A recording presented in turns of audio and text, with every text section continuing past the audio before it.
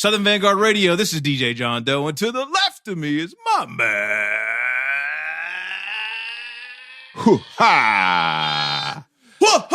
Cappuccino. Cappuccino me. Young Meeks. What up, world? Peace, homie. Big Meeks, how are you, man? I'm good, man. We in this holiday weekend. How you feeling? Labor Day is here. That's tomorrow. Yeah. As our faithful listeners know, we record on Sunday evenings. Yeah. We don't drop it till Tuesdays and Thursdays, though. Right. But Sunday night's where it's at. So, hell yeah. So the Evan Brooks is flowing. Ezra. Did I say Evan? I mixed bourbons. Did you put? Is it some Evan Williams in there with the Ezra? It's a John Doe blend. Fancy shit. 90 proof, baby. 90 proof, right? Yeah. Exactly. I said Evan Brooks. Ezra Brooks. Damn, I haven't even been drinking today yet either. Damn. Sound like you have. I know. I wish I had have. Yeah. But you know, we're taking care of that right now. So yeah, man, we're just, what did I do today? Oh, the yard looks good. Did you? I did not get on that. Well, no, but I'm glad the yard does look good because I haven't done anything to it yet. Okay, well, so that's good. Yeah, you still got a couple of days with that. That's tomorrow. Yeah. Today I was tend the Toolman Taylor again. Mm-hmm. Towel holders, towel bars. Yeah. I hung up pictures. Yeah. What else did I do? I think that was really about it. Made breakfast for the kids. Yeah. The wife slept in late. She slept till 11 o'clock this morning, man. That's so nice. Just get my get my dad life on. That's really what's up. That's what the holiday weekend is all about. Yeah. So anywho, but yeah, man. Yeah. So how'd your weekend go? Adventuresome. To say the least. Adventuresome. Yeah. To say the least. We'll just leave it at that. Yeah. Okay. All right. Yeah, we just leave it at that. All right. Yeah. All right, cool. So let's get down to business, but real quick, if this is the first time you're listening because you're a fan of the gentleman that we have on the phone with us tonight for our interview session. This is Southern Vangard Radio. We drop twice a week. Tuesdays is a mix show, the latest and greatest hip-hop cut up by yours truly. Meeks and I just bullshitting, talking crazy, just having a good time. Yeah. And then on Thursdays, it's an interview session with your favorite producer, MC, DJ, A&R, behind the scenes somebody. You never know who it might be. So just a little example of what we've done over probably the past month. A couple of weeks ago, we had Prince Paul on, the legendary Prince Paul, which, by the way, he's going to be in Atlanta on the 30th of this month, September 30th at MJQ. So if you're in the A, make sure you go check that out. No doubt. Before what was the week before that, Meeks? Illa G? Illa G. Yeah. And week before that was Bernadette. Yeah, Bernadette Price. Yep. So August was popping, and we're going to keep September rolling too. So make sure you follow us on SoundCloud, iTunes Podcast, MIXCLOUD, Stitcher Radio. Yeah. And we got some affiliates too, right, Yep. Meeks? Soul Public Radio out on the West Coast, Return of the Boom Bap, WRBB right here in Atlanta, ATLHipHop.com. And I Am Classic RawRadio.net, also in Atlanta. Shouts out to all of y'all. Yes, sir. Yeah. All right. Well, without any further ado, yeah, man. Really excited about this gentleman being with us tonight. One of the original dump gods. One of the original dump gods. That's right. So for those of you, hold up now. So for those of you that may have checked out our interview with the God Fahim. This is just an example of how this just ends up being some Kevin Bacon shit because once we had the interview with Fahim, oh, this ought to be interesting. And then Kevin Bacon, it's not that. Well, I got to hear this. Go ahead. I'm sorry. So it's really not that exciting. Okay. So anyway, Fahim interview went up, and then me and this gentleman connected, on Twitter, and here we are, and it's just the circle just continues to 6 degrees of separation, no doubt. Right? So anyway, where does Kevin Bacon fall? No, into that? Is the this game. Guy producing for Kevin Bacon? I don't know. He might be. Okay. No, the game. Like you can get to anyone through Kevin Bacon. 6 degrees of separation with Kevin Bacon. Have you really not ever heard this? I think I have, but you just fucked me up. No, man, think about it. We're not going to play that game right now because we'll never have this fucking interview. I don't want to play that game. Right. But somehow we can get you back to Kevin Bacon. Somehow, Meeks. Okay. Somehow. All right. I don't know how, but okay. Okay, I'll take your word on it. All right. So without any further ado, Buffalo's finest camouflage monk. Original dump guard. Buffalo's finest. Let's go. Straight dumping. I'm finally happy. I'm happy to be here. I've been listening. Oh, that's what's up, man. We thank you for that. No doubt. Yeah, I was appreciate telling what y'all doing. I was just keeping what we doing in our attics at our mom houses alive. Man, we fuck with y'all, man. I think it's a pretty well known fact amongst our listeners that no doubt. You know, anything the God Fahim associated, Griselda associated, shouts out to Griselda, we fuck with heavy. Absolutely. It's everything y'all do, we consider refreshing and much needed in today's climate. So we fuck with y'all, man. We're gonna pump y'all shit. I appreciate that, man. Appreciate that, man. Work very hard. It's crazy to see what Fahim has become, though, right? Oh, I don't think nobody. I didn't expect it. Yeah, I'm gonna tell you that's one of the best live in studio interviews we had. You know, from him just showing up to listening to his jewelry clank during the interview. Right. Like, right. You really can't get no better than that. You know what I mean? So, and the numbers on that interview is still climbing. So, you know, he's he's got a nice little lane, and we appreciate y'all work ethic. Yeah, he gets it. He's definitely a genius, man. He's a wizard, especially for the age that he is. No doubt. He's a true wizard, man, with his art. No doubt. I'm happy to be a friend. Yeah, word. Let alone label mate. Yeah, I'm happy to be a friend. Yeah, of him. Like, man, I learned he put so much into helping me become who I am now, and just letting me be free and do what I want. Freedom has its place for real. It's good to be free, man. So, Monk, how did you guys meet? How did you guys end up connecting? Yeah, you and Fahim. How did I meet Fahim? Yeah. Me and Fahim met through Wes, basically. Where I was living in Atlanta, and me and Wes, we used to get our hair cut like every Saturday or whatever. We go to the barbershop, and Fahim was working as an apprentice at the barbershop that we was going to. He was the chair next to the chair where the dude who cut our hair, my homie Will, or whatever. And Fahim, he never talked about, like, we always talked rap with Fahim, but we never really, like, I never knew he rapped or made beats. Wes knew, because he was with a crew of people that rap before, you know, Griselda was even thought of or whatever. But Wes knew he rapped or whatever, but I didn't know nothing. I was just around, just happy to be around, basically. Right. And then one day we was just talking, you know, and he whipped his phone out and played some beats that he did. And I looked at Wes and I'm like, yo, this shit crazy, bro. Wow. Like, we need to invite him over to record at Inkwell Studios. That's Mass Pike Miles and Gunplay, MMG Studio. That's where we record at when we in Atlanta. Okay. Whatever. So we invited him over, and shit, rest is history, man. Yeah. Wow. Pretty much. Now that's that's pretty early on, right, Monk? Yeah. Yeah, that's before Hitler. That's Hitler 2. Right? That's while we recording Hitler 2, basically. Okay. When we linked with Fahim, pretty much. Gotcha. Now we know when he became. Yeah. No. Go ahead. No, I was just saying that's basically when, you know, that was us starting Griselda. Okay. Pretty much right there, without us officially saying, like, we never knew, like, Griselda would be Griselda. Like, we was just kids rapping or something, you know. Okay. Like, it wasn't nothing. You know, I didn't know. Wes is different, man. His mindset, him as a person, like, what y'all see is something that y'all, like, y'all don't know the real Wes. Like, that dude mindset, his heart, everything is just totally different from the normal person, man. It's hard to put it in words and explain it. I'm talking about somebody that literally, like, gave me the clothes off his back. That's what's up. You feel me? And, like, somebody that held when we ain't had nothing. I remember me and Wes used to ride around looking for jobs together. Mm. You feel me? I'm looking at West like, bro, you tied it from head to toe. You ain't get hired nowhere. Right.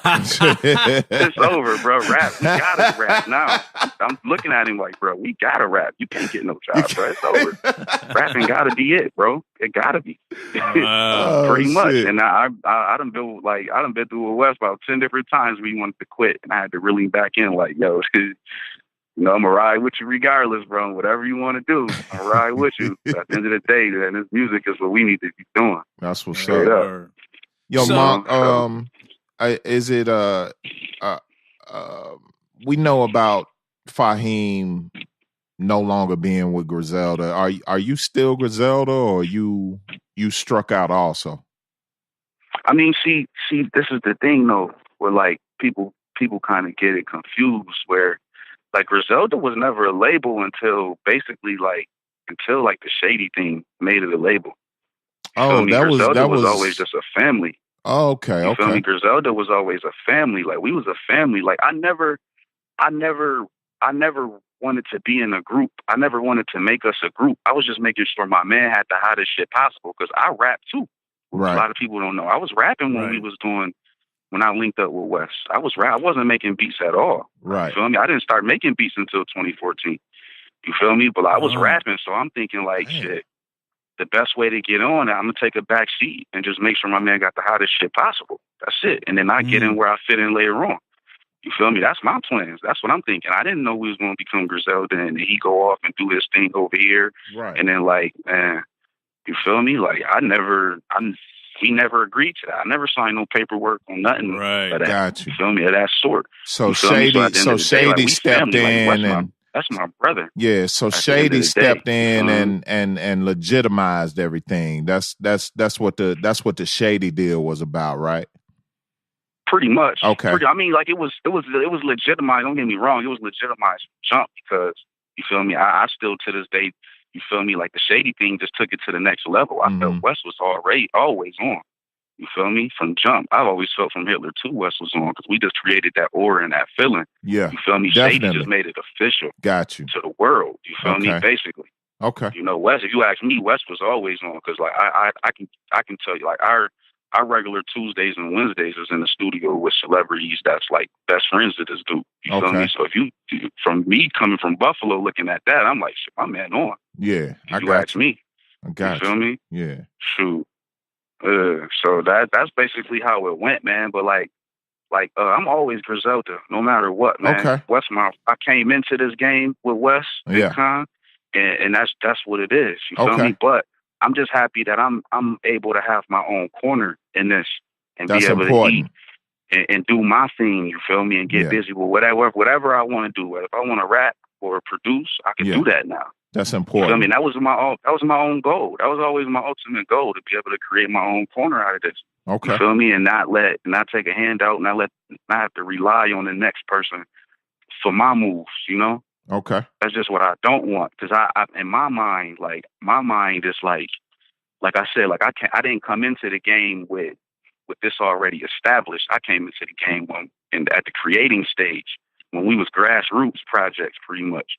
You feel me? So, like, my mindset is just like West. I'm thinking of my own right now. Right. I'm thinking of creating my own. I'm thinking of building my own empire from the ground up. Like, I got talent. I got people around me that I could help take further and push because of my, my little situation, what I got going, and my little, I got a little spot that I could catapult off of and do what I need to do on my end. That could be big for other people and big for myself. As well, so that's my main focus, though. My main focus right now is basically building my own, creating my own, and staying afloat, while I can. Okay. And not taking no handouts, building my own brand. I'm a brand now. Like, Camoflauge Monk ain't just like, I ain't just a homie no more. Right. You feel me? Like, I actually made money off my name. Man. Oh yeah. You feel me? Like, it's different now. Like, it's totally different now. Like, dope. So, how did you end up? We talked about how you ended up meeting Fahim. You're from Buffalo originally, right? Like, is that? Did you just get connected with Wes just being in Buffalo, and you guys just ended up kind of being in Atlanta, or like what's your story like growing up? Like, Let's get into that a little bit. Like, how'd you get into like this That's music crazy. shit? I never really got a chance to tell this, but like Wes, I always knew about Wes. Probably like I always knew about Wes though from the hood though. Like I watched him get money right off my mom's front porch. Like I watched him do his thing. Like that's what I know Wes for. Like you feel me, being in the streets pretty much. Like the rapping. Like I knew he hung around Conway and all them, but I didn't know he was that deep into the music. Like how you know how he say he is. I just seen him as a dude that just got money in the hood. That was just cool. You feel me? Mm-hmm. Along with the other people that I looked up to or whatever. So one day I was riding down to 33, which is the highway in Buffalo that takes you through the whole city pretty much. And my man, OG Soul, he puts in Hitler 1 or whatever. You feel me? My first time hearing it. When I heard it, I'm like, yo, this shit is crazy. Like, this is really like the flyest shit I ever heard, like, in a long fucking time. You feel me? And then just so be it, you feel me? I found out, like, he lived in the A or whatever. And then me and my baby mother at the time, we was moving out of Buffalo. You feel me? I needed change. I needed more. I did everything that I could do in my city. Basically, it was time to move on. I know what so that's so like. I picked up and I moved to Atlanta, you know, and then I literally tweeted Wes like, yo, bro, like we from the town, we might as well stick together. Let's link. When I'm coming out there. I got my own studio. Let's link. You feel me? I'm bringing everything. You feel me? And I guess he thought I was bullshitting or whatever. First day I got there, shit, he came about 30 minutes to where I was. Took him about 30 minutes to get to where I was at, man. Ever since then. Oh, it takes 30 minutes to get anywhere in Atlanta. No, it takes 40 minutes. Actually. Oh shit! It takes a goddamn hour. Don't boost that up to an hour. Man, that shit is crazy out there in A. Like I was staying in Grayson when I first went down there. I was staying in Grayson, Georgia, and he was way in Mableton. So you do the math with that. That's crazy. Yeah, feel me? Like I know Mableton. You know, where's Grayson exactly? Is that east? Grayson is in outside of Snellville. Yeah, that's on the other side. You already know. Yeah, that's on the other side of the. That's outside of Snellville. Yeah, pretty much. You know, so I was literally driving. Like it was like, so you know, being out and making moves and stuff. Like you know, like you can't just go out and then expect you just coming home that night. You know, you might have crashed at somebody else's crib a bunch of times. You know, because it's crazy. Like, you ain't trying to drive home after a night at the club or a night. Yeah, I'm thinking about crashing in Marietta away. Right. Atlanta was definitely a wake up call for me, though. Man, Atlanta taught me how to become a hustler straight up, and then it taught me that you really got to work hard for shit that you want. Like I didn't know how easy I had it in New York State. Like they've been there babysit you, you know, as far as government wise and everything else. But like Atlanta, they make you work for every bit. Yeah, you feel me? You don't pay that light bill, they come cut your shit off the next day. Get that shit. Take 3 days to get it cut back on. Yeah, you feel me? They don't play. I learned my lesson the hard way being down there. So like, it really as a man, like it really helped me become more of that. You feel me? Or that side, the responsible side. Which I really didn't know much about. Like moving to Atlanta really did that. And then being with Wes ain't make it any better because, you feel me, we backstage somewhere crazy that everybody else can't get to. You feel me? And I'm literally jumping from Buffalo into Atlanta nightlife. Backstage type stuff, like section type stuff, like with the illest drug dealers ever. Like that was literally my life. Went from one day I'm in Buffalo chilling to I'm in Atlanta at with Snoop in sections with Snoop, Jeezy, Usher. I'm living that life now, like instantly. Wow. You know, that fast. And this is before Hitler too. Like nobody knew. Like Wes wanted he the illest nigga ever, bro. When I say that, he really is. Like he don't need rap. Feel me? It's something that he just good at. Tell me, something that he just really good at. That's it. Yo, let's stay on Atlanta for a minute, man, because I a lot of times when I think back to how our podcast started and when we initially found out that a great deal of the Griselda shit was right here in Atlanta, I kind of feel like we missed the boat on like linking up with you guys and trying to make a connection there. Like what does Atlanta like really, really mean to you? Like we just heard you say that, you know, you got down here and was, you know, pretty much a celebrity instantly. And at the same time, Atlanta, you know, got your work ethic in order. You know, you had to come down here and grind for every little thing you was able to do. But like as a whole, like what does Atlanta like really mean to you? Atlanta, it's the Black Hollywood. It's somewhere where you can go and really become somebody, and it ain't like, and you really like, and I mean that in a way like I didn't even need money. You feel me? As weird as this sounds, like who I knew in Atlanta got me way further than money has ever gotten. You feel me? Just because of who I knew, I was good here. I'm good there, and it's still like that to this day. Like when I come. I'll be coming to Atlanta real soon. Okay. When I come there, like I make one phone call and I'm good. I'm okay. Okay. You know, and that's how I got it. That's how I wanted it in these cities. You know, when I just how I got it at home in Buffalo. That's how I wanted it in Atlanta. That's how I wanted it in LA. That's how I wanted it in these different places. You know, because it's all about just being comfortable and getting in where you fit in and being around the right people that can help you become who you want to be and staying around them people. You feel me? Staying in that air and that energy is what's going to get you further. You know, in Atlanta, I'm telling you, Atlanta opened my eyes to that. Like Atlanta was the definition of, oh shit, this is possible. This is way more than possible than I ever thought it was.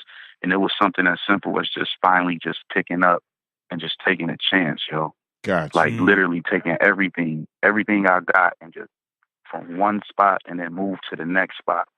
And then like it changed instantly and opened my eyes for the better. And then that ain't do nothing but just, you feel me, help me build a blueprint to be able to teach the people around me, and hopefully they take that and go on with that. Gotcha. You know, and apply it to their situation. That's what's up. You know, so like, man, Atlanta is a special place to me, man, because it can hurt you or it can help you. You know, depending on how you react to it, how strong you are as a person. Like, absolutely. Break you. I watched Atlanta break people in half, you know, and send them right back. You know, chew them up and send them right back. Like, luckily I have somebody there that I was able to use as a crutch to, you know, get to where, you know, to help me, you know, for like a couple months or so for me to get right. And then, you know, but that's that cycle we need. We need stuff like that. Like, I'm hoping I can be able to get a crib in LA and then be able to take my homies from Buffalo and take them out of that and bring them in LA and then help them get on their feet and then keep the cycle going. That's what's up. You know, like that. Get out of these situations we in. Cause I got like my right hand man, like he ain't never been out of Buffalo. He don't even know what it's like outside of Buffalo. You know? So we dealing with shit like that. Like motherfuckers that's just stuck. Don't really know. They only know what they see on TV. You know? Yeah. I just want to be able to share. I need people to see what I see with my eyes, what I be going through. That's real shit right there, homie. That is real shit. You know? Yeah. So Mongo, were you always into music, or like what you said you rap first? Like what got you into thinking you could be a rapper or thinking you could do any of this? Well, I became a rapper when I was like 12 years old because I watched my brother do it. Like my brother's my favorite rapper still to this day out of anybody. You know, his name's Alumni. And he had his own studio in his room, you know. He had the microphone hanging off a hanger, all types of shit. I mean, like we was recording off a PlayStation. We was recording off the MTV Music Generator PlayStation game with the double disc recorder and a mixing board. We even have a computer. You feel me? We had to buy so many blank discs just to make one song.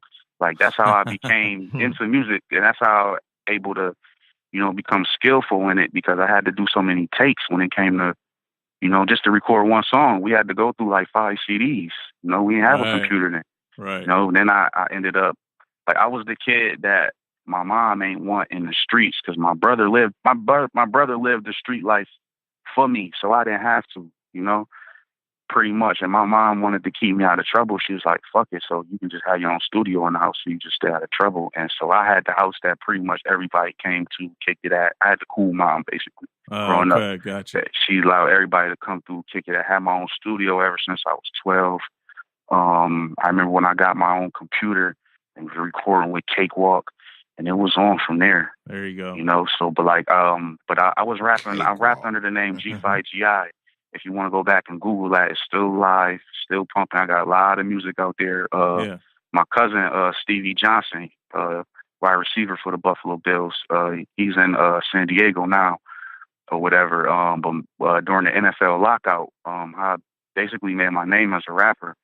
NFL lockout was going on, and we didn't know if my cousin was going to have a job, basically, again or whatever. So we just did a project together. It's called Why So Serious. It's on the internet. We did like 80,000 downloads on Hot New Hip Hop first day or whatever. I wish I would have sold it. I'd be rich right now. If I sold it, I'd be rich right now. But I ain't even tripping. I'm gonna just charge it to the game. Hell yeah. What it is. Hell yeah. But I got a whole project with an NFL wide receiver.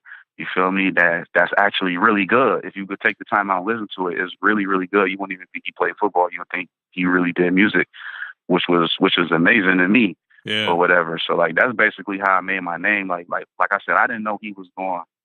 You know, we didn't know if he was gonna have a job. NFL lockout. We dropped the tape next week after NFL back on. You feel me? They figured they little thing out or whatever. So it ended up going crazy. We did, like I said, we did like 80,000 downloads. It's hosted by DJ Rockstar too, who runs Hot New Hip Hop with DJ Ill Will. Yeah. And I know they be with Kid Ink and them or whatever, but like. Yeah, man, like we did that. That catapulted my name to like sky. Then I went on tour with Drake when he did the So Far Gone mixtape. I did like 4 cities with him. Oh, wow. Okay. This was before. I'm telling you, this is like I'm deep in music, bro. I'm so deep in this, man. It's like it's crazy. Like I'm like neck deep in this music shit. Like right. And so like I've done a lot. Like I've been able to do a lot. That's why I said like I've done everything I could in my city. You feel me? I had to pick up and move on. And God just put me in that position with West to make it official. Like, yo, this is really what you need to be doing, bro. It's music. And that move really opened my eyes for that. You know, and it was a struggle, you know. It was a real big struggle to get to where I am now, but yeah, you hear now. Paid off. Yeah, absolutely. So what about off. Right. So what about your family influence music wise, like mother or father or grandfather or grandmother? Or I mean, you mentioned your brother was into music. My uncle is Paul Gresham. He was in a band called Birthright. He did a lot of work with Thelonious Monk. And so like that was like he was signed to a label back in like the 70s, I believe. But you know, they group kind of fell apart. You know, they was into drugs and all of that crazy shit back then. Yeah, right. Or whatever. But like he was able to tour a lot, and like he actually growing up, he actually came back and like lived with me for like a couple months or whatever. And like this is somebody who wakes up every morning, I kid you not, wakes up every morning and goes outside, sun beaming, it's a beautiful day. He's playing his saxophone so just beautifully and amazing every morning, faithfully. Wow. And I would wake up to this every morning. So that's why now this is how I'm getting into jazz. You know, this is when jazz becomes my best friend now because of my uncle, you know, talking with his saxophone every morning. And it just opened my eyes to be like, let me just see what this shit is about, basically. Let me just look into it, you know, and just see how actually good it is. And then I just started getting deep, man. I just started listening to a lot of jazz, man, just hanging more around my uncles and a lot of OGs that just ride around listening to 91.1, which is a jazz station in Toronto that they just ride around listening to a lot of OG heads. I did that a lot. And so that started me getting familiar with the samples and the jazz shit and the jazzy rhythms and all that shit. It just started clicking with me. It just started making sense. Right. You know, so now when it toned my ear a lot. So now when I hear, you know, certain sounds, like I hear a lot of shit that people don't hear. Like when you listen to my beats, a lot of the sounds that you hear in them joints, you naturally wouldn't have heard those in the regular version of whatever I sampled. I guarantee it. Right. Like I look for the small detail shit and I try to pop that shit out and bring it, you know, bring it to the forefront, and, you know, just to give it a different feel. So when you hear the original, you be like, okay, this is different. exactly the same, you know. So, gotcha. But my uncle played a big part, you know, in my like he left me an album collection. Him and my dad together, they left me a whole record collection that I'm still literally going through to this day. Oh, that's crazy. I got about 50 different crates. It's just records that I just go through and just play and just go through whenever I just got the time. That's crazy. You know, and it's still stuff I haven't touched. Like I still got a project that I did. I found all my uncle's old vinyl records, and I sampled a lot of shit from him. You know, after he gave me the okay, like, yeah, go ahead, I don't care. You feel me? The label that he was signed to called Freelance Records, they not you know, viable. Working anymore. They're not in, you know. So he gave me the okay to sample. I just sampled a bunch of shit, and it sounds crazy. You feel me? Some of it is going to be on the project I do with, hopefully the project I do with Makami. We dropping Monk and Makami. We're going to drop a project top of the year, 2018. Okay. You know, something special. So is that going to be? You definitely hear some of it there. Is that going to be Mock's? I guess kind of like a official second album, or because shit, he just dropped something this weekend, didn't he? Too? Yeah, out the blue. Definitely Dump Meister. You playing with me right now? Yo, man, you got Dump Meister. You know, he just in a dump mode right now. So you're all in a dump mode. We dump mode squad. Thank Fahim for that. Yeah, for the dump god, man. Yeah, that shit, no doubt. Like I said, like bro be working, man. Yeah. Like he wanted to keep, like even when we was just making beats, like, you know, it was the same way how he go with the raps. Like the beats was the same shit. I'm like, yo, this kid got fucking. You feel me? Like he was doing a lot of shit that a lot of people starting to do now. Fahim was doing that shit in the beginning with his beats, you know, like pre-Hitler 3 and shit. You feel me? That a lot of people starting to do now with their beats that I'm paying attention to. Yeah. Or whatever. Like Fahim is special, man. He's somebody that, like, if like you could sit down with him and not talk about music at all, and it's going to be so enlightening. It's going to open your eyes. Like, yo, who is this kid?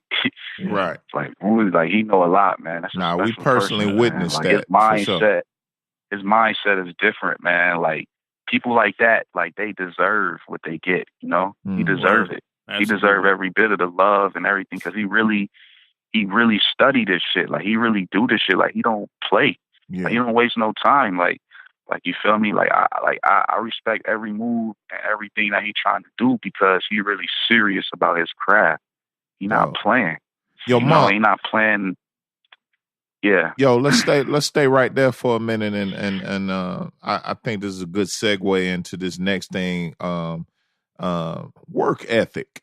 Let's talk about that. And when I ask you about work ethic across the whole crew, being something that's considered unparalleled, unmatched, from, you know, mastering your beats in your girl's Pontiac G6 to your merch game, to your beat prices going up to an all-time high. You know what I'm saying? Let's talk about work ethic for a minute, man. Yeah, where's that come from? Where y'all get that from? Know, that's you charge that all to the game. Mm-hmm.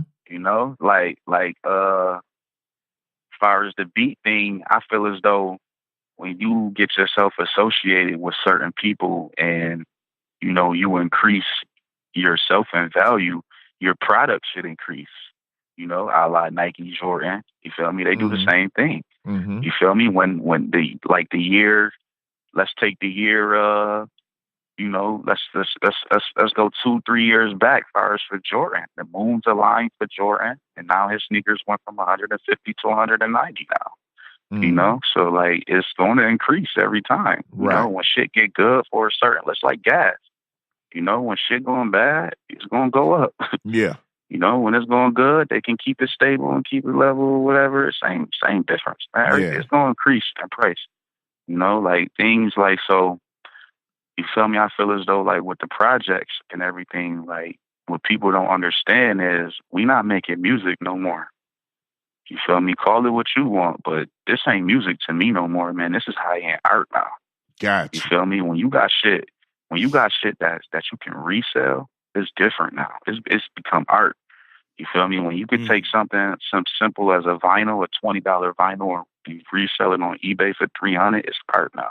Okay. You know, when the kids and shit say they money up all month just to buy one CD or vinyl, it's fucking art now. It's not music no more. It's over. You feel me? It's a whole different feel now, a whole different vibe. And I wish more and more artists felt that way and felt that strong about their music. You feel me? Because a lot of people, like, there's so many times, you know, like I felt that we put out so much music and it went to waste. Not saying that it went to waste, but like it collected dust, sort of a say, you know? Like it collects dust, or you feel me? It didn't. That's why I don't drop. Like, that's why I refuse to drop a project unless I got a nice platform to put it on, because it just makes no sense to me. You feel me? As an artist, it just makes no sense to dumb down your craft and just make it subject just for a few people that may fuck with you. You feel me? Opposed to a whole world of people that don't know who you are. You feel me? I need a platform for my art to breathe off of, not just somewhere, you know, unless your Twitter is that platform now, which for some artists it has become that now. But like, if you in a position where your Twitter or your Facebook is just local or whatever, like, I feel as though, man, you need a bigger platform to catapult your art off of. And like, that's all I did. You feel me? I made sure I associated what I was doing around something that everybody else fucked with. Okay. You feel me? I kept it around that, kept it in that realm, you know? So now people ain't got no choice. One thing I learned, which is so stupid about this world, people only fuck with you based on because of who else fuck with you, pretty much. You feel me? Like, because I'm cool with such and such. Now, you ain't got no choice but to fuck with me because you cool with them, or else you're just going to look stupid. You feel me? That's just the way this world is now, which is weird. Like, people don't pick up a book. People don't go searching and look unless they told to do something. People just don't go up and search and look for shit no more. Right. You feel me? Unless somebody telling them, you feel me, you should do this, and that. Like, people just don't naturally just go searching for shit. Well, they're spoon-fed at every turn, man. They're spoon-fed. Like, they literally can go anywhere and find... some new shit is constantly being put in front of you at all times now on all fronts. No doubt. It does not matter. Exactly. Yo, Monk, talk about the correlation between your work ethic and your merch game. Like we know Fahim is charging millions of dollars for CDs and vinyl and shit right now. Yeah, Mark ain't fucking around either. Like what do you fit into that, and what's your I guess your approach. Your approach to it, yeah.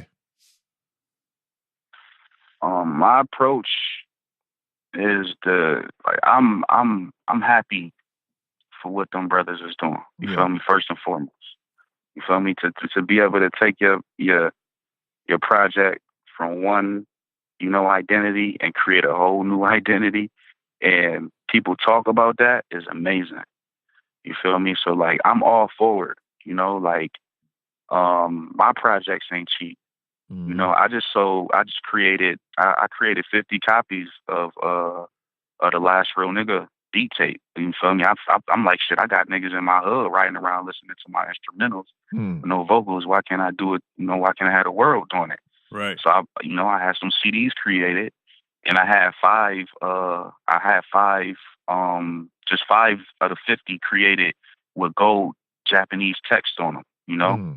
Basically like an Obi strip, basically. I created an Obi strip for a CD in my way, basically, and it's gold. And I sold each one for $200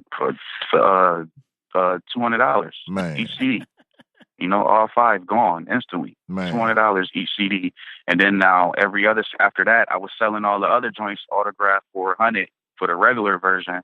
But then I knocked them down. I was just like, man, just give me $40 autographs, and I ship it to you. And then everybody just was like, yo, thank you. They just jumped on that and killed that. So like, I'm probably sitting on a few that I'm just going to give away to, you know, people as I go on my adventure trails for the end of the year. That's dope. You know, pretty much. But other than that, man, like I said, like I'm all for it, man. Like people got to understand that we independent artists at the end of the day, but at the same time, we got lives to live. You feel me? And we created a value or something. And I'm sorry that it's people, you feel me? Don't get me wrong. Like I feel for the people that can't get the art and can't get it. But at the same time, like, you feel me? I understand why I ain't got a pair of Yeezys. Yeah. I ain't standing out there and get them. I ain't go out there and get them. I didn't make that effort to do it. And Adidas not going to care. Nah. They're not going to give a fuck that I ain't got a pair because shit, 200 other people got them. And that's how we feel right now. Shit, we ain't got no Picassos or no Basquiat's over here either, man. That's for motherfuckers that get it like they get it. You know what I mean? It's like either you in that lifestyle, you in that world, or you not. Well, you're not. You feel me? Simple as that. Well, here's the thing. Here's what's great about it, you know, with you guys. And like, I'm one of those guys, like this is kind of similar to, I don't know if you guys remember on Record Store Day, a couple of years ago, De La did like this, they pressed up 100 copies of the Dilla shit that they did. Yeah. And they randomly placed those 100 copies in X number of record stores all over the country on Record Store Day.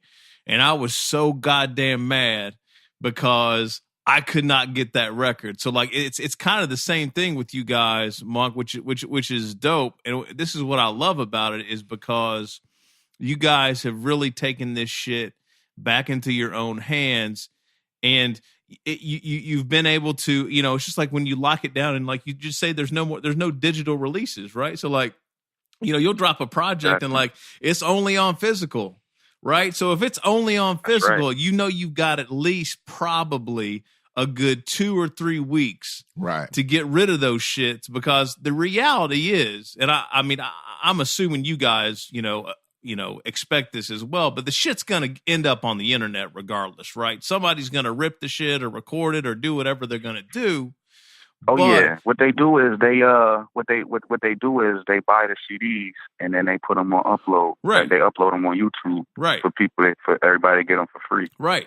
But you guys are still able to get your dough, and then, you know, if you want to put in a little effort or whatever, you can probably dig around and end up finding it. But it's, you know, I just think it's, man, imagine if every musician in the world right now took that approach to the game. Right. Like if everybody just pulled their shit off and back and said, look, you know, nobody's getting this free shit is over with. Yeah. It's done, man. That would be so incredible, man. Well, it would be impressive, but at the same time, streaming is just more easy for artists. Mm-hmm. It's just easier it's easier for a label to collect that data, you know, from streaming, you know, as much as I hate to say it. But if you could sit back, like I literally, like if you sit back and you let something build on streams and you come back to that, you got some change sitting in your your account, you know, just for streaming, you know. And I've seen that with my own eyes, and I'm like, wow, this is amazing too. So like, you feel me? Like, we gonna play with both sides. Don't get me wrong. No, exactly. Yeah, we definitely gonna play with both sides because it's just it's so appealing to me. And iTunes title, that whole world, that Spotify iTunes title world is something that, you know, every artist eventually gonna have to indulge in, because you got people in this world that only know how to get their music from those 3 outlets. You know, they don't know how to go on. They don't know how to go to SoundCloud. They don't know how to go online and download your mixtape or whatever. They don't know how to do that. You feel me? They so stuck on their phones, and they ain't got that time. They ain't that advanced. They ain't with a lot of people. They iTunes, Apple Music, simple. I could type your name and got you. Boom. That's what they want. Right. You feel me? So like, don't get me wrong. It's very appealing to me. Oh, sure. Like, you know, I'm on a direct to consumer wave, man. Ain't nobody was doing it. Nobody really was truly doing it. And you feel me? I'm not going to say that we was doing it the right way. I'm not going to say we doing it the wrong way. I'm just saying we just started doing it and it just worked. That's it. Yeah. You feel me? It's just, we got tired. We got tired of people wasting our time. We got tired of, okay, like, yeah, you be with such and such, but whatever. Feel me? We ain't around for no half-assing no more. None of that sucker shit, that weird shit. We ain't with it no more. Straight up here.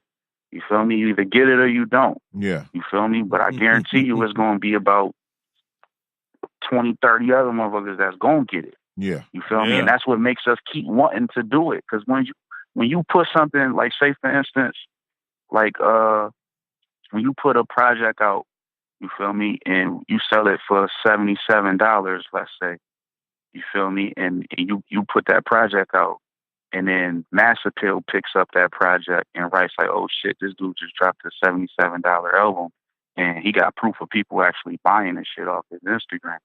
You feel me? And then now when people see that, they're like, oh shit, it's really motherfuckers out there spending $77 for an album. Yeah. You're not just one. It's about like 3, 4, 5 different people that did that. Yeah. You feel me? So now we done created something special now. Now we done created something that somebody gonna tweet and talk about. You feel me? And that shit is just gonna opens up new doors. It opened up new doors for us.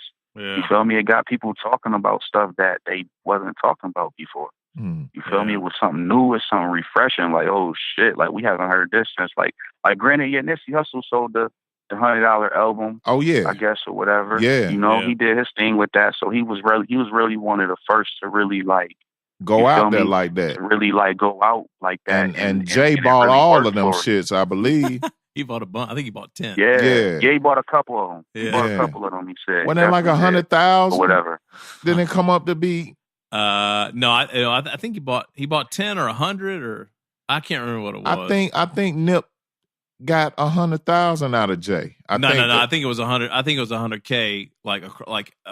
After he sold all of them. Out. Okay, cool. Yeah, I don't be clocking other people's money, so I don't really know. But, well, you know, it's not about clocking his money, but that shit made headlines. You know what I'm saying? Exactly. Yeah, it gave people something to talk about. Right. Basically, you know, it gave the world something to talk about that they normally don't for 2 weeks or don't see. You feel me? Like we known for people being like you said, being spoon fed, getting this microwave rap now. You feel me? That's what people used to, and to be able to drop a project like one CD, like you know how excited I am to be able to get a phone call in the morning when I wake up, like, oh shit, like how much for the joint? Oh, 200. I need the special edition. Cool. Hit your PayPal right now, and they really hit your PayPal, and the shit come through, and you like, oh shit, that's dope. This shit is crazy. That's dope. It's different. I love it. I love that shit. Like I was with my girl past couple of days, and literally every morning I've been waking up to money. You feel me? I've been telling her that like this shit is really crazy. That's how you should wake up in the morning. To money. Fucking with the art, like that shit is fucking special, bro. Like that shit really special to me. That people really like all over though too. I'm shipping out CDs within a week or so, and I'm just going through the shipping infos that I'm just taking down, getting ready to taking to the post office. I'm getting shit from Japan, shit from UK, all over, and I'm just like, oh shit, right. Yeah, like these motherfuckers, do they know I made this shit in my mom's attic? Made this shit in my mom's attic. Okay, like, for real. Word. That's do they know you mastered it in a Pontiac G6? Like what's the system? What's the system? What's the system? Is that the factory system, or is it some maxed out? Is it some pimped out? Hold on, before you answer that, hold on 1 second. I'm going to tell a quick little story. So, Meeks, as you may know, you know, my father was not only an American car guy, he was a GM car guy, right? So my first car was actually a Pontiac Sunbird. Factory system in that joint was straight. My second car was actually a Pontiac Grand Am. Factory system in that motherfucker was straight. So when I was doing the research for the interview, and I saw this shit about the G6, dude, I almost fell out, man. So I was like, I cannot be looking at this right now. That's what's up. Listen, I don't know why, but a fucking Pontiac G6 comes with a Bose system in it. Oh, there you go. I don't think mine had a Bose in it, but yeah. The speakers are made by Bose, so maybe that's why. Yeah. You know, I didn't even really like it was something like I said, when you in Atlanta, you in a car for 2 hours before you get to your destination. So like it wasn't something I naturally, just wanted to, that I just was like, okay, I'm gonna just start doing. Like I just did it because my laptop was in my lap, and I'm like, fuck it, I'm about to just start. Fuck me, and we stuck in traffic or whatever. I'm about to just start working. Okay. You feel me? While I'm here, fuck it. You feel me? It's something I just started doing, and I'm like, oh shit, this shit sounds really fucking good in this car. You feel me? So when I started mastering my beats and using the bass and all of that shit, I'm like, oh shit, this shit sounds crazy.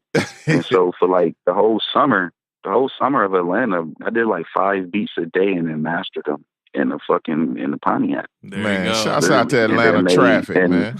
They made fucking Hitler 3 and Hall and Ash out of that shit too. Wow, that's dope. Dope. I read a great interview with Hall and Nash. A lot of the beats on Hall and Nash, I made at the top of Stone Mountain. I made them either at the top of Stone Mountain or at a tennis court in my apartment complex at like 3 a.m. or some shit. So, so like I said, like, I'm always working, man. Like it's whenever my laptop go where I go. I pull that joint out and start working and start creating, and that's just what I do. Word. So, Monk, what can we expect from you next, man? Like, you dropped the instrumental project at the top of the year. I guess kind of what was that, March, April, something like that? And, it was May. Actually. Oh, I'm sorry, May. My bad. I dropped it in May. Okay. No, it's cool. It's been out. It's floating. It took a while for people to grasp it, but that's because I do all my projects with no promo when I drop. Like I don't drop release dates and none of that. I don't build anticipation for this. Like this is art. You don't know when a new painting is going to drop. You feel me? The artist doesn't tell you that. Like you show up at the art gallery and this is what you get. Okay. So welcome to my art gallery is basically what I'm telling people. So I just drop projects on random days. So like I got a project dropping with Mass Appeal real soon. No release date. It'll just drop, when I feel it's ready. Okay. But it'll definitely be soon. It's actually called it's called Art Dealer. The project is called Art Dealer. It's based on a famous art dealer named Larry Gagosian. I'm not sure if you guys are familiar. Sounds familiar. But he actually raised Basquiat pretty much. Like he the one who sold Basquiat's first painting pretty much. And he made over 900 million just this year alone off trading and dealing art. Jesus. So like he's somebody that I'm really just like into and just learning about, and somebody who's helping me brand me, you feel me, on a whole nother level, but on some outside of music shit. Wow. You feel me? That's somebody that I can look up to outside of music, but that's just as successful. You feel me? He's somebody that I just been reading a lot on, and just like I wanted my project named. I have a record actually named after him. It has Westside Gun on it. I don't have Westside rapping on it. I actually have him doing poetry on the shit. Oh, or whatever. So the shit is actually pretty cool. All right. Or whatever. I got Mock on it. Fahim's definitely on it. Hush Kingpin's on it. It's basically an introduction telling you the story of Monk and how I affected each and every of the main artists, which basically was like Wes, Fahim, Mock, and my bro Billy Esco. You feel me? How I affected their lives with music. I let them tell the story basically. You'll get, it's narrated by Tyrone Perryman too, who owns T and Converse. He narrated the project, so it's a lot of clips and stuff. From his podcast segments and stuff that I use. Yeah, we fuck with Tyrone. Yeah, as this project. Yeah, that's the homie. It's a very special project, man. It's powerful. It's a lot of it's special. I can't wait to release it. I really can't wait to release it. But it has to be perfect though. I won't give it to the world unless it's perfect. All right, so we can't even say it'll be out by the end of the year. It's just going to be out when it's out. Yeah, it will be out this year though. Okay. I might drop it September 11th. I'm thinking. Oh, maybe that's a date. Like I said, I don't do dates, but that's just me thinking. That's something that I would love to have it ready by then, but like it naturally has to just be ready. Yeah. And when I feel it's that, then it will drop. It definitely will. All right. What about this? But my focus, like I'm creating. I still got a gang of other projects dropping. I actually did. I'm on Benny's steroids too, Butcher on steroids too. So that's gonna be crazy too. Me and him did a crazy record together. Yeah, we fuck with Benny so too, like, man. I got Benny's a lot of shit in between that's going on. That's gonna give me time to really like get my project where I want it to be for the end of the year. You feel me? Because I'm literally building my own brand. Like I said, I'm building my own brand from the ground up. You feel me? I'm doing all my own vinyl, all my own cassettes, all my own CDs from here on out. You feel me? All off my own brand. Now, there you so go. that's going to be top of 2018. You guys are going to get the vinyls you want. Yes, you sir. feel me? The CDs y'all want. Y'all going to be able to get all of that stuff come 2018. I guarantee it. Dope. I guarantee it, y'all will. We're going to resurface a lot of the old shit that people love and want. And we're going to be able to give it to y'all in a wholesale bulk type way, so people can enjoy. People can really enjoy, this ride with us, because it's about to get better. It's only going to get better. Yes, sir. Well, Mark, things is changing. Yeah, skills getting better. Man, keep doing your thing, man. Keep building, man. Did they bring them plates to the table yet? What's the deal? What the that food? Sushi's gone bad. Yeah, what the food looking like over there? Hell yeah. Oh no, I ain't get it yet. I'm still waiting. I'm trying to finish up with y'all. Okay. All right. I'm gonna do that or whatever. I had to knock this out first. Yeah. All right. We I've been appreciate waiting to do it, this man. for a minute, man. It's an honor for like I said, it's an honor. Like, I come from Buffalo, New York, man. I'm sure y'all, like, I wish people knew what I meant from when I say that. Like, we ain't got shit in this motherfucker. Like, I literally come from a city where, like, we ain't got shit at all. And, like, friends is killing friends. And, like, it's fucked up. You feel me? But to be able to have a peace in this world and be able to create my own is everything right now. And then to have people like y'all who really don't even know me from a can of paint be able to reach out like, yo, I want you to do this on my shit. Like, that's special. You feel me? That's ill. You feel me? So, like, man, I'm forever grateful for anything that I get from, like, here on out, from, like straight up. Anything that happens, like, I'm so grateful for and just happy. You feel me? Because it could be a lot worse for me. I could be in some fucked up situations, supposed to be, in some bad, fucked up shit situations, but I made it out of that shit. You feel me? Like, I made it out of a lot. So, like, everything I'm humble for, I'm grateful for. I appreciate y'all for having me, man. It's amazing. And thank y'all, man. And anything I could do on my end to help y'all, help further y'all, y'all got it. Straight Absolutely. up. The music speaks for itself, man. Yeah. So, whether it's you or Fahim or Mock or Wes or Conway or Derringer or any of those guys, man, I mean, the music says everything, right? No doubt. So, Salute to Derringer, man. Salute to Derringer too, man. He actually taught me how to master my beats. Like, I knew nothing about mastering, none of that. Like I said, like, I was just making beats for West, make sure he had the hottest shit possible. That's it. I ain't know nothing about none of this button pressing weird shit. I wasn't on none of that. You feel me? Like, I'm just like, honestly, like, that's why I can't, like that's, like I said, I'm happy for where I am, but, like, I don't sit around and brag about being the best. I literally haven't been doing this forever. Like, it's people out here that have been doing this their whole life. I literally just started doing this in 2014. So, like, I got a lot to learn. I got a lot of ways to go. You feel me? I still got more shit that I don't know about as a producer.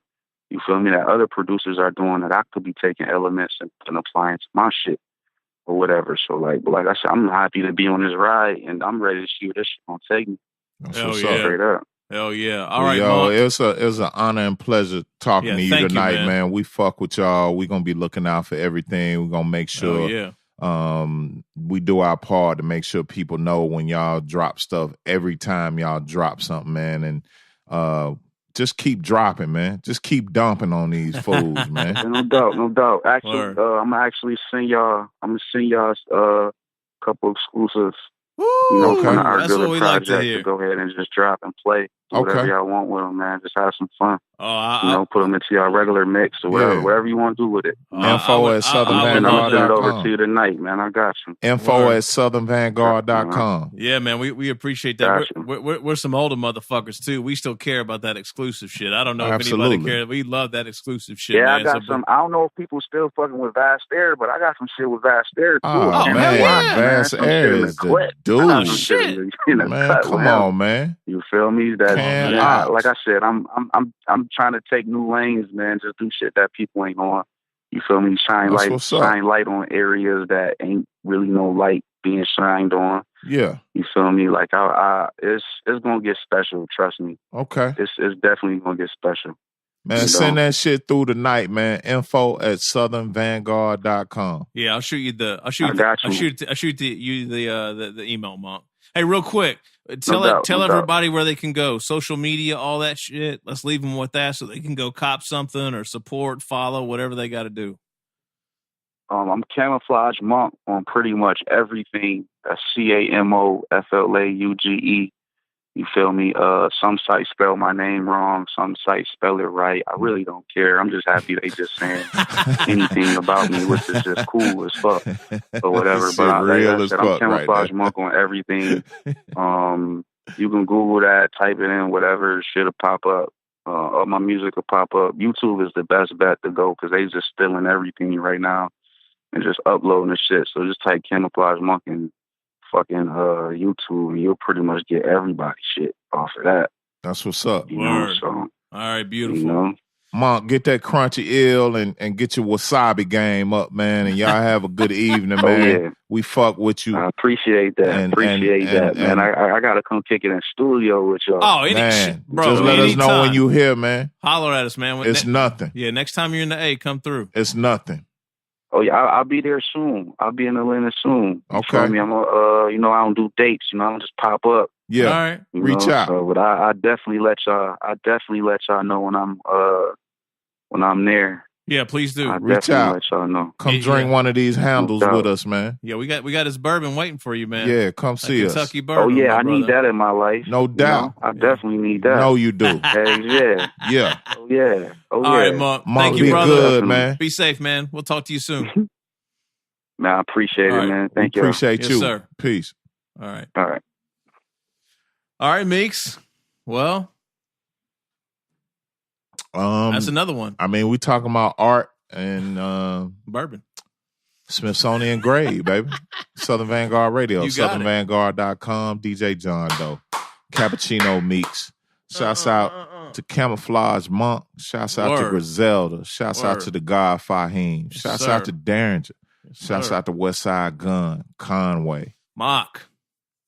Everybody. All right. Rock Marcy. Southern Vanguard Radio.